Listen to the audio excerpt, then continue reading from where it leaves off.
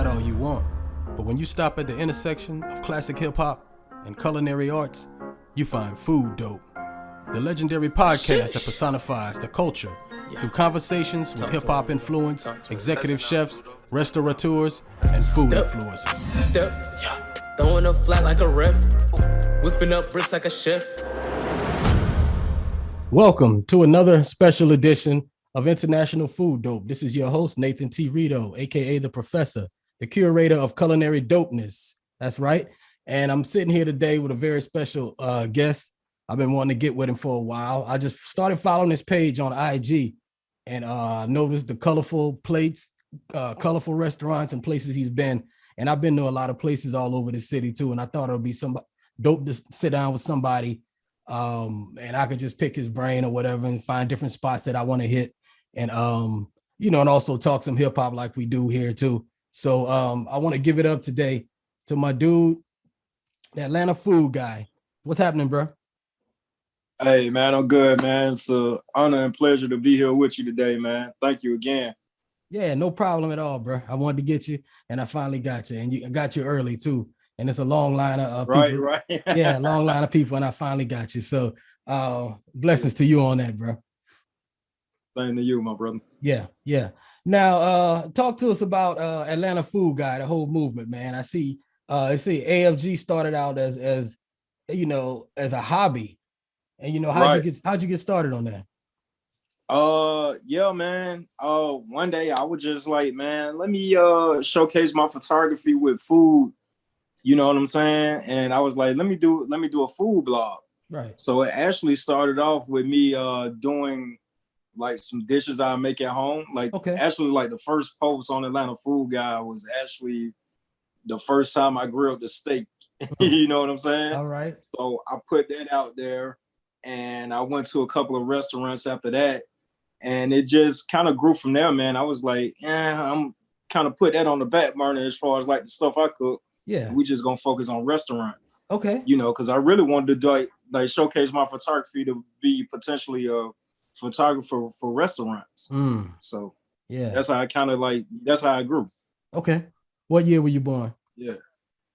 1981. 81. Okay. Yeah, I like to ask people that because I like to, when we, as a frame of reference, when we start talking about hip hop, so that's dope. Right, exactly. Yeah, that's dope. All right. Yeah. So, where you originally from, bro? I'm from Southwest Atlanta. Southwest Atlanta, huh? Yeah. So, yes, sir. You know a lot of history, so this is gonna be good. It's gonna be real good. Yeah. Now, how did you get started? As far as not on Atlanta Food Guy, but in general, as a kid growing up, being interested in culinary arts or just food in general? I really like growing up, man. I think I had more of a artistic vision, right, than anything. Yeah. Before, we just love food naturally. Right. But I think really one of the driving forces to Atlanta Food Guy is just my passion to create. I get pleasure out of editing my photos, and of course you when you go to Atlanta Food Guy and you look at the content I produce, it's all thing with music and Black pop culture as well. So those are some of the things that kind of encompass Atlanta Food Guy. Right. And that's from growing up in the 80s and 90s, with that culture of music and fashion and things of that nature. Yeah. Okay. I hope that answered your question. Most definitely. Like a politician. Oh, nah, bro. Most definitely. Your earliest forms of hip hop. I always like to say it was 3 in history that made me realize shit, I'm in. And that was, I think I was about 10 years old when at a skating rink in Louisiana, Planet Rock, Africa Bambaataa. First time I heard that. And then a few years later, I saw the movie Wild Style, which, and then a couple years later, when I saw Eric B. and Rakim on Soul Train, and I was like, that put a face to the whole culture at that time. And I was like, that shit is fly. That's what I want to be. So I became a down South B-boy. Dope. Yeah. So let us know, man, early on in history, who were some of the people you were listening to out of Atlanta? I want to before that though, like you just touched a nerve, because it seemed like the first track I can really remember hearing as a youth, as a kid, was it was a few, it was a couple, but the one main one was Brass Monkey by the Beastie Boys. Yes, sir. I still, like, to this day, whenever I hear that track, I instant nostalgia. I go back to my grandmother's living room. Right. You know what I'm saying? Like we had the outside, we had the milk carton basket on the go where the neighborhood kids would be playing, you know what I'm saying? And just that song still vibrates to this day. Brass Monkey, that funky, you know what I'm saying? Yeah, man. And shit, man, we was heavy on the Fat Boys. Yeah. And of course, like, you know, Run DMC. And then it seemed like we was heading on like this path already. Yeah. With as far as like the type of hip hop that we would listen to. And then my cousin, he came down from upstate New York. Okay. Probably around like late 80, maybe like 89-ish, 90, 91-ish, I forgot. But, you know, then he started introducing us to stuff like De La Soul. Right. BDP, you know what I'm saying? Edge Clan, you know, so that right there just changed my whole path of which way I'm going with hip hop. Right. You know? So, you that's know, dope. I mean, like, as far as like Atlanta rap, I probably didn't really like get hard, heavy into like into our own artists, maybe, you know, like Kilo, you know what I'm saying? Yeah. So yeah, you know, like, and you know, I don't take that as a slight, you know what I'm saying? Because my foundation in hip hop was solid already, you know what I'm saying? Right. So yeah. And that's dope you said that, because you struck a nerve with me just now when you said the Run DMC and the Fat Boys and everything, and at your grandmother's house, because I think that's what hip hop is about, man. And nostalgia of it all. It take me back to my grandmother's house upstairs.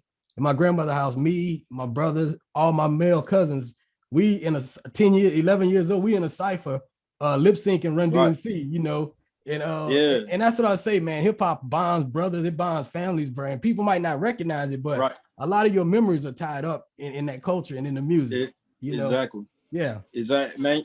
Yeah, bro. Cause like it seems like most of my friends, we either connect via music or we connect via food. Yeah. And sometimes it's both. I mean, it's like they both enemigo anyway. You know what I'm saying? Yeah. So y'all connect, man, y'all connect in a creative way, pretty much. Right. Exactly, bro. Dope. Exactly, man.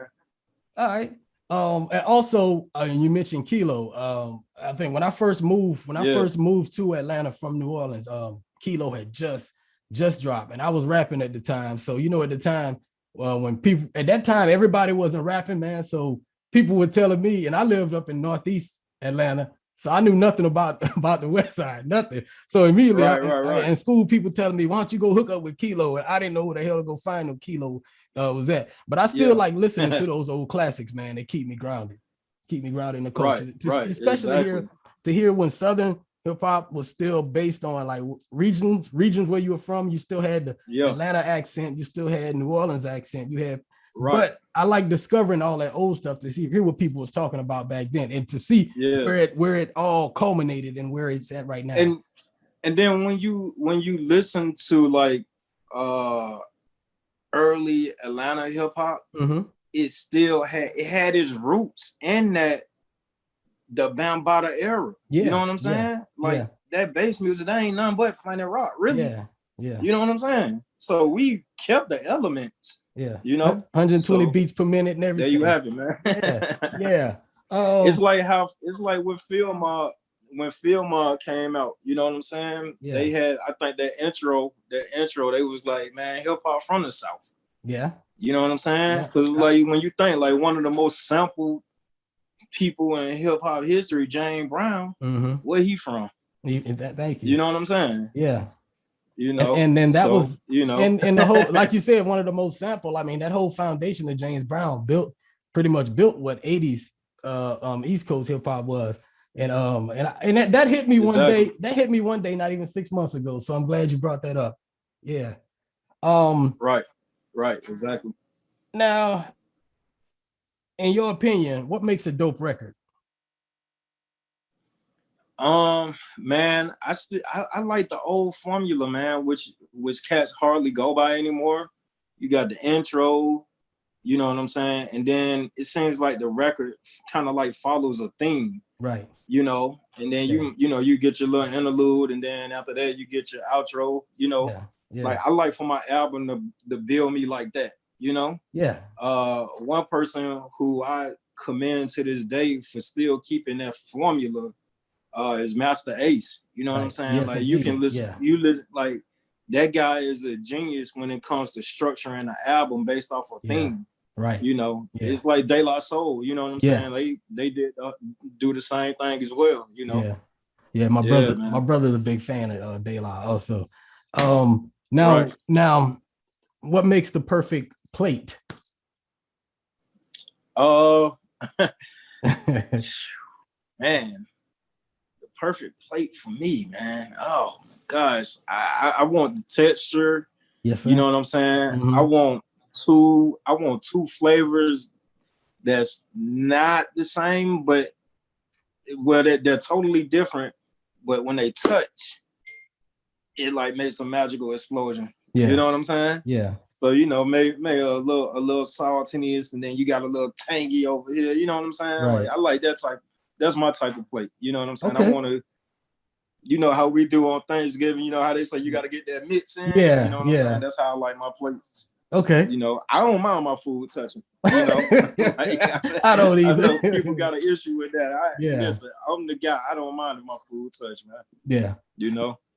One reason I wanted to come up with this format for a show and kind of mix food or culinary arts with classic hip hop is because precision that I see coming out of chefs, it rivals the level of precision you see coming out of a hip hop producer or a dope lyricist. And and I think that's what it is that made me want to blend the two together, because I have appreciation for both. Right. Yeah. Now, give us some dope restaurants around town you'll find. With some chefs that you might know. Yeah, some chefs you might know personally or whatever. Man, listen, I just visited this spot up in Tucker. It's called Farmed. And that's with an ED at the end. Okay. It's a Black-owned establishment.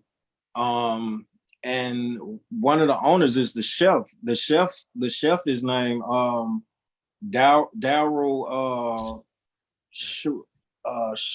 Schumer. Okay. I think that's his last name. I apologize. Yeah, no problem. My apologies. We'll correct that. We'll have something go across the screen, hopefully.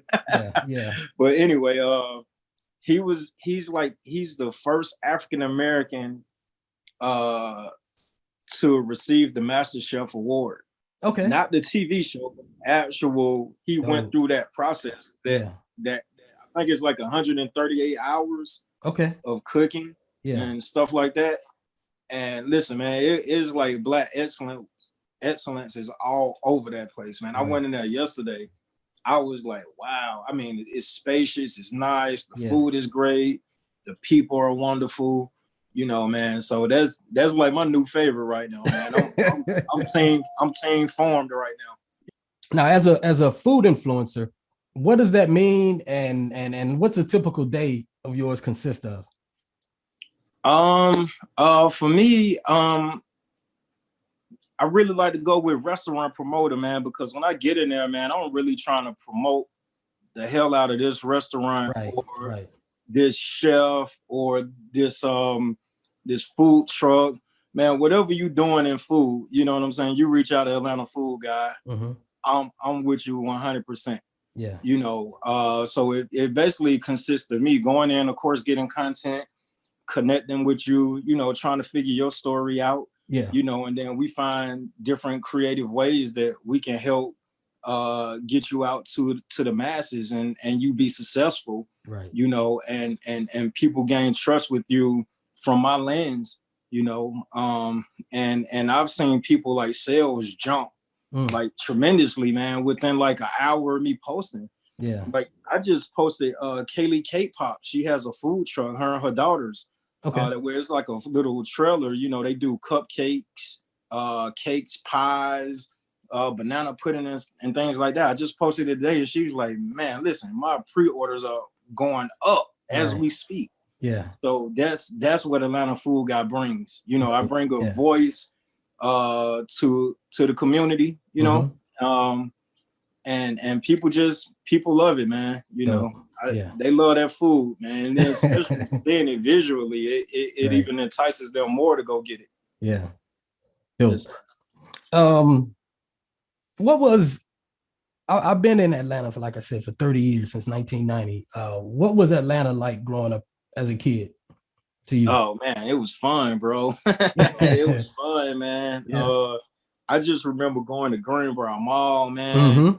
You know, and then like back in these days, man, Greenboro had the movie theater down at the bottom. Yeah. You know what I'm saying? Yeah. So we would go there, you know, like in middle school, you know, when our parents would let us go out on our own, we'll go there in middle school, you know what I'm saying? And hop on MARTA, go out to Lennox. You know, Atlanta was it was fun, man. You know, it wasn't no egos like that. It seemed back then. You know, I mean, I know I was a little younger, man, but it didn't seem like many egos, you know. It's like people who were down to earth, more down to earth. Back then, like it seemed like everything is like kind of materialized now, you know, into this whole new world. It's a whole new Atlanta. That when you know they coined the phrase "old Atlanta." Old Atlanta, yeah, we miss old Atlanta, man. Right. That's interesting. Yeah. And I've heard people say parking lot into the damn club. I've heard people say that quite a bit. Actually, I say it because I guess I was still considered here when it was old Atlanta. I think a lot of people consider it changed, I guess, around the Olympics, 96. So that's what I've heard, you know, a lot of my contemporaries say. And I could go with that. Yeah. Right. I mean, like the traffic, like, and old Atlanta too is the traffic. You know what I'm saying? Like, bro, you can get on the highway, man. Little man, you could be to Lennon Mall in like 15 minutes. Right. Yeah. It seemed like back in the day, man. Especially on the Sunday, man. You hop in your whip, you want no traffic. Like I knew Atlanta was changing when I started noticing it being rush hour traffic even on Sundays. I was like, yo, this is crazy. Yeah, that is crazy. You know what I'm saying? Yeah. Like for real, man. It seemed like the last of old Atlanta for me though was, I want to say maybe like circa 2005. You know what I'm saying? Yeah. I extend that window a little bit longer than 96. You know what I'm saying? 96, we just had the world watching us. True. You know what I'm saying? And it gave people an option whether they're gonna come here or not. Right. But I think it started changing more in like maybe later towards like 2006. You know what I'm saying? Okay. Something like that, maybe. Yeah. How important is good service? How important is good service to you? Or should that be key? Yes, thank you. I was gonna say should that be a factor? Even if the food is good as hell. Right. Because I'm the kind of person, if I'm going out with my wife, going to a nice restaurant, I don't mind paying for good service. I pay for the whole experience. And you know, bad service can mess the experience up. So how important is that? Right. It's very important, man, because you may not have had a great experience food-wise at that place, but you can they tried their best, man. They was on it. Yeah. You know what I'm saying? And you know, that at least get you back in the door the next time. Right. You know what I'm saying? To potentially try them again. Yeah. You know, and I feel as though a customer, the time they step into your restaurant, they should be greeted. You know, like a customer should never have to wait for a greeting or for someone to just recognize them. Right. You know, like that's totally unacceptable. Even in grab and go places, I've seen grab and go places where people walk right in, they in the back, they just looking at them. Right. You should never, if possible, man. You know what I'm saying? I know how times are, you know, and it's probably hard to staff a lot of these places because there's a lot of turnover. Right. But you should never, it seems as though you should never have an unmanned front. True. To where when a customer walk in, they have no idea what the hell is going on. Yeah. You know, that's a major turnoff. You know what I'm saying? Like, I was like, yo, like, come on. Like, I've been in places where I'm in the back helping, you know, where, you know, I'm trying to get content and stuff and people walking in, I feel bad. I'm like, yo, hey, how y'all doing? They'll be with y'all in a second. Oh, man. You know what I'm saying? Because that's how you know, like, bro, like, because I'm in there as Atlanta food guy. I want to have a good representation too. Exactly. You know what I'm saying? Exactly. Like, yeah. So, man, service is key, my bro. Okay. Now, what's best steak in the city? Bro, I haven't listen.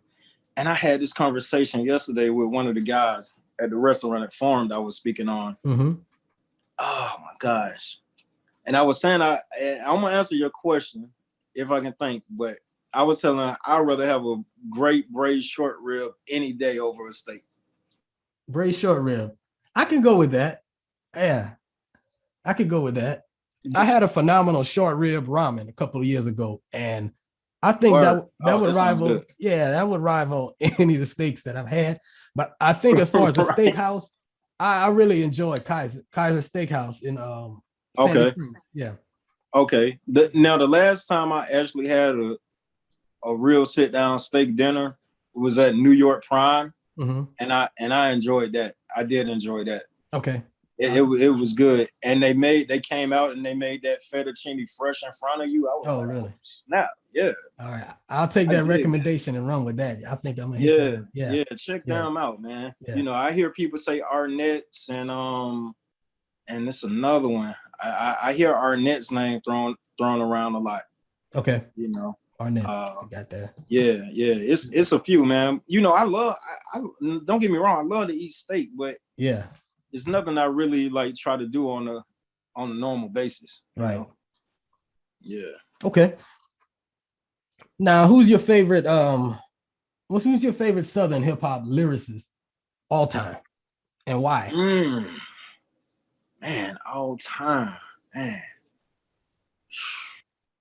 Southern favorite Southern hip hop lyricist. Man, it's a few of them too, bro.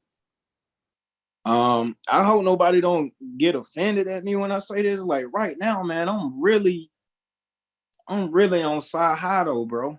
Saha, yeah.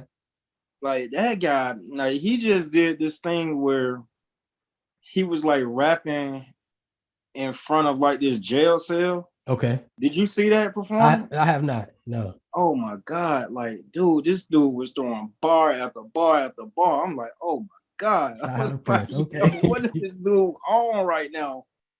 But for all time though, my brother. And you know what? I shouldn't even broke it down like that, because I tell people all the time the South is big, man. I should just go city by city. I know, man. All right, from ATL. Like, give us your top lyricists all time from ATL. All time from ATL. All right, I'm still sticking with Saha. Saha the Prince, okay. Yeah, I'm gonna go CeeLo, man. And I guess I gotta throw Andre in there, or they gonna be at my neck. Yeah, I go ahead and throw Andre in there because they gonna be at my neck. You know what I'm saying? Good choice. You know, he's like the end all be all to Atlanta hip hop. Well, you gotta throw Andre name. Gotta throw him in there. That gonna look at you sideways, bro. You remember Success and Effect? Yes. Roll it up, my homeboy. Yeah, roll it up, man. Yeah, bro, I'm with it. Yeah, I used to like, man. That's what I tell people as far as historically, man. For I think it was like 91. I ran for a short time with Lazy Rock from Success and Effect, and I had just got out of high school, and his first cousin had introduced us because his cousin knew that I rapped. So he's like, I'm gonna put you on with my cousin Lazy Rock. So he put me on with him. I hung with him for a little bit, man, and he took me to the Edward J shop on Candler Road, man. And I had no idea how because I had just moved to Atlanta, not within a year, so I didn't really know how historical that place was gonna be or whatever. But he had me at the Edward J shop, man, in the back room where they did the music in the studio, and we were going back and forth just passing the mic, man. And I say over my lifetime how monumental that was to me. Right. But I think Lazy Rock, man, was very underrated as a lyricist also. Yeah. Right. Yeah. And you familiar with my brother always said, like, man, you remember that group Vans Full of Pakistans? Van Full of that was Y'all So Stupid. That was the name of the album. Yeah, the name of the group was Y'all So Stupid. Y'all So Stupid. Yeah. They was, he always bring them up. Yeah, man. I know this group right here. Like they could. I don't know if you. I mean, like shit. You might know him. Dat Boo. Were you ever familiar with that name? Dat Boo. It was like really underground, bro. Like, but my partner, he's a chef now. His name's Chef Lou Will. Mm-hmm. And I'm telling like, bro, I used to bang that tape all day and day, but for real. I'm gonna research that one. If I see a tape cover or something, I probably recognize it. DATBU is called Dat Boo, man.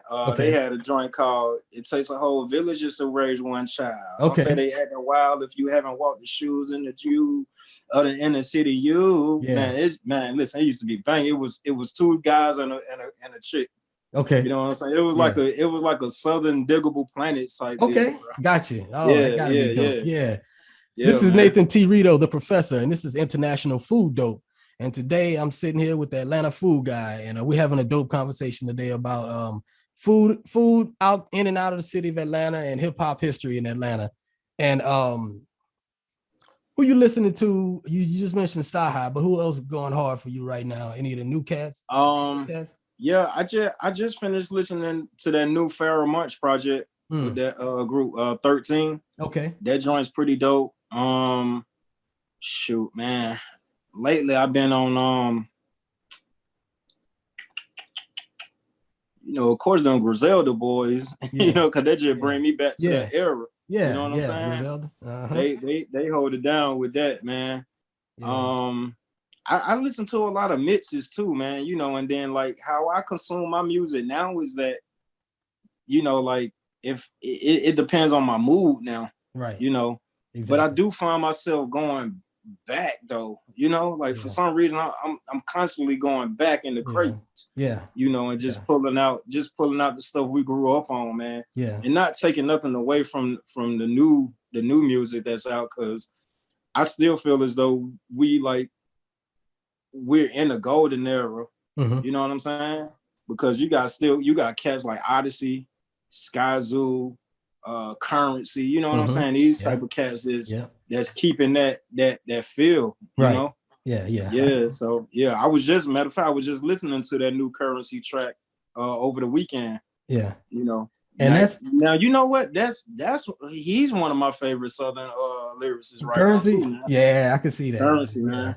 Yeah.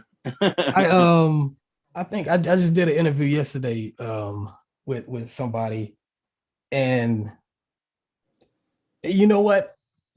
I was gonna bring this up, but never mind. Never mind. I started, another reason I started this show a couple years ago. We went to Mexico, and we were sitting, like me, my family, my brother's family, and everybody. We sat at a 5-star rooftop restaurant, man. And while we were sitting there eating, I'm talking just like high class, fine dining. The manager, or maybe it was executive chef, he likes to hear hip hop in the restaurant while he cooks, man. So they were listening. They were listening to Nas. It was Life's Good. They were playing the Life's Good album by Nas. I thought that concept was so dope, man. And that was another reason I said I gotta find a way to bridge the two together, man. And that's why I know I can sit down. When I do that, I can sit down and have a conversation with you all day. And I definitely want to get you back as a regular contributor to what's going on in the dining scene in Atlanta. Definitely, man. Yeah. I you know what? I might need to talk to you about this off air, because I don't want nobody to take the idea.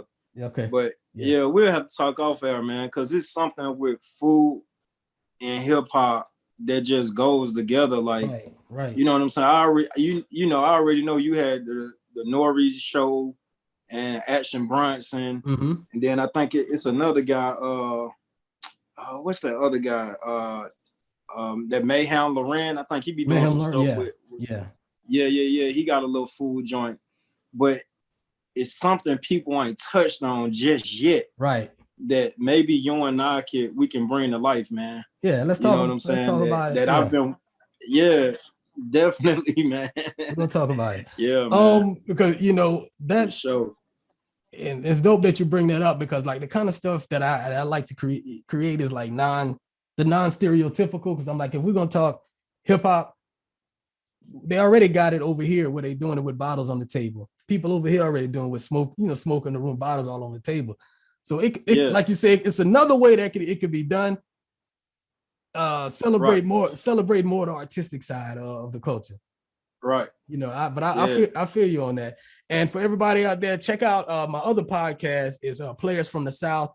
Is hip hop's first fictional podcast series. It's an audio drama totally scripted by me. That's Players with a Z. And that's on every major podcast platform. And I'm telling the story. History of Southern hip hop from a fictional perspective. The main character's name is Kevon Theory, but a lot of that is my life. About 30% of the script was my life. Right. I was writing it for a film, and then my wife had talked me into, why don't you just make it a podcast? So we did 5 episodes already, and each episode is named after a classic hip hop song, classic Southern hip hop song. So you might appreciate. I got 2 episodes.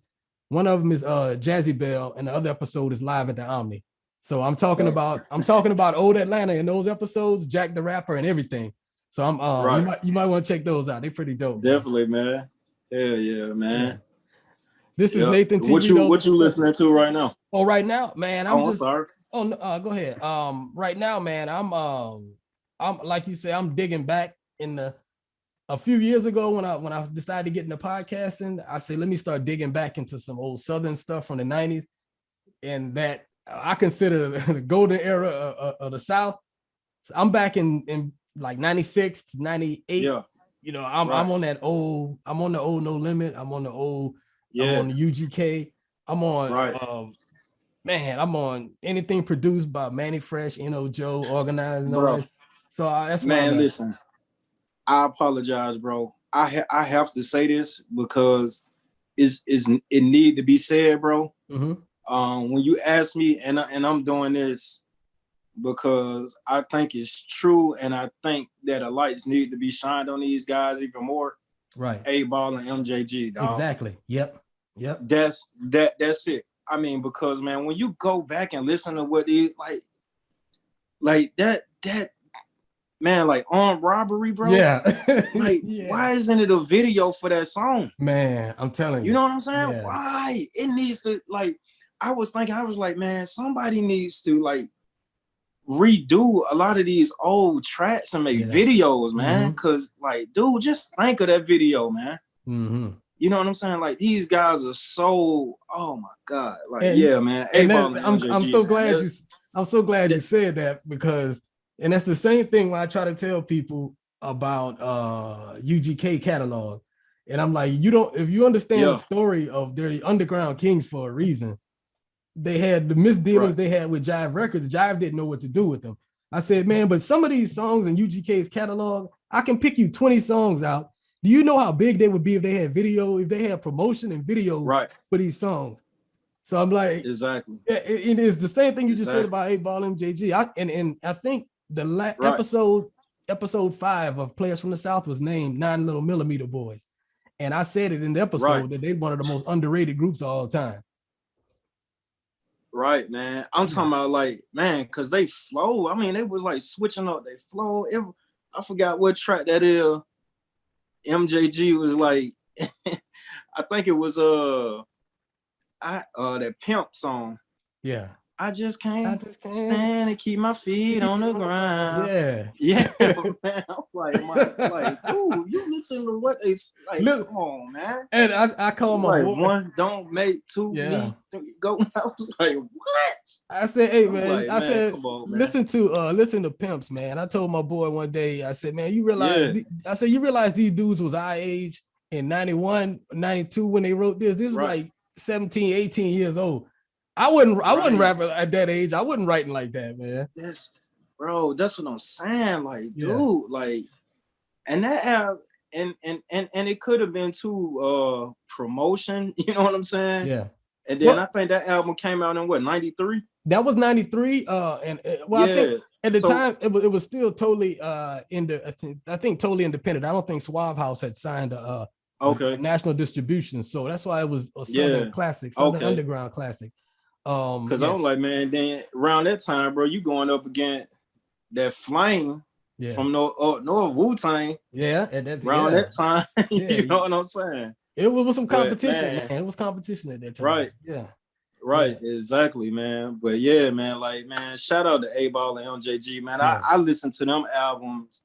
Like, I revisit them albums at least like once a month, bro. Yeah. You know what I'm saying? And Project Pat, like, like, listen, bro, like, Project Pat is like one of them rappers who is your favorite rapper that's in their catalog. Yeah, exactly. And you know how I know why? Because Black Thought is one of my favorite rappers.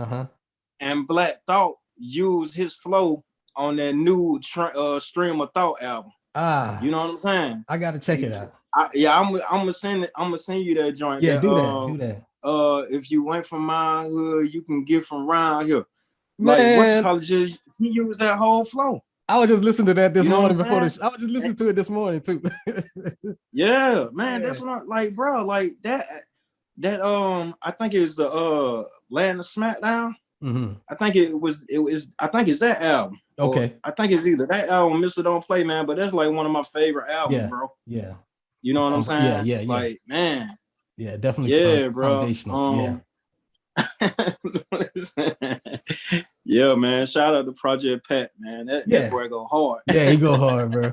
Yeah. This is Nathan T. Rideaux, aka the Professor, on International Food Dope, and I'm sitting here today with Atlanta Food Guy, and we're gonna close this out, man. But let me go ahead and close this out. Yeah, man. I appreciate y'all. Appreciate you, my brother, having me on. Yeah. Y'all can follow me on Instagram at Atlanta Food Guy. Where you're gonna get the food, you're gonna get the hip hop, you're gonna get the black culture, black pop culture, all of that, all wrapped up in one, man. You know, just here to connect people with dope people and dope food, man. And I appreciate you, my brother, and I'm ready to come back on anytime, anything you need, man. We got to meet up, get some brunch, get some lunch or something like that, bro. Let's do it. Most definitely. Yes, I appreciate it, bro. This is the Professor. Appreciate you. Yeah, no doubt. This is the Professor, and you'll never understand the weight this culture carries until you live the life. And I live the life. Peace. International Food Dope, brought to you by Urban Science Media, hosted by Nathan T. Rideaux, aka the Professor. Find us on all major podcast platforms. Follow us on IG at Food Dope Podcast and at the Professor 73. You'll never underestimate the weight this culture carries unless you live the life. And I live the life. We got history.